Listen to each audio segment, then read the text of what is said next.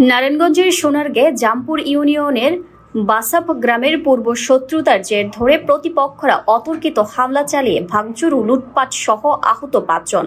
এই ঘটনায় সোনারগাঁও থানায় একটি অভিযোগ দায়ের করা হয়েছে।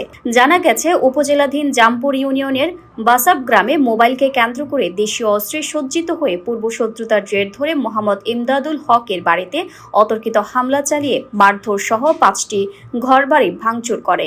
প্রায় ১০ লক্ষ টাকার ক্ষতি সাধন হয়েছে বলে ভুক্তভোগীরা জানান। অভিযোগ সূত্রে জানা যায়, ৫ই এপ্রিল আনুমানিক রাত ১০ ঘটিকার পূর্ব শত্রুতার জের ধরে আওলাদ হোসেন গঙ্গের নেতৃত্বে ৭-৮ মিলে দেশীয় অস্ত্র নিয়ে এই হামলা চালায়।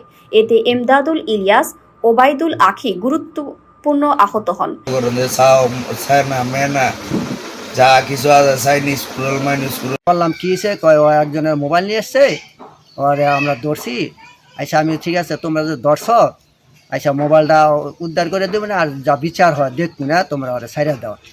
তো ওরা ছেলেটাতে দইরা হেরা মারছে ধরছে। আমরা একটু ছুটাতে এসেছিলাম, ওই প্রেক্ষিতে হেরা আবার ফোন দিয়া লোক আনছে, যেখানে আলাউদ্দিন 2 ছেলে 3 ছেলে, তারপরে মাসুমের ভাই, তারপরে ওই লোকগুলি আইয়া আমাদের উপর চারা হয়েছে। তখন আমরা ওইখানতে মায়ের দড়ি খাইয়া 2 ভাই মারছে। আমরা মারের সংঘর্ষে যাই না, আমরা আমাদের বাড়িতে এসে বলি না, পরিস্থিতি খুব খারাপ।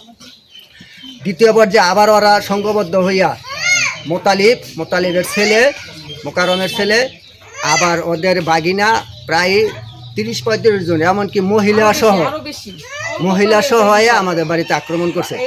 আক্রমণ করার পরে আমরা 2-3 ভাই মানে পলাই গেছি গা, আর 2 ভাই আমাদের এমদাদুল যে ভাই ওই ঘরে হেরা গিয়ে আশ্রয় নিয়েছিল, কিন্তু ঘর দরজা ভাঙ্গা হেরা ঘরে মারছে এবং টাকা পয়সা, স্বর্ণকার আরো মূল্যবান জিনিস লুটটা নিয়ে গেছে।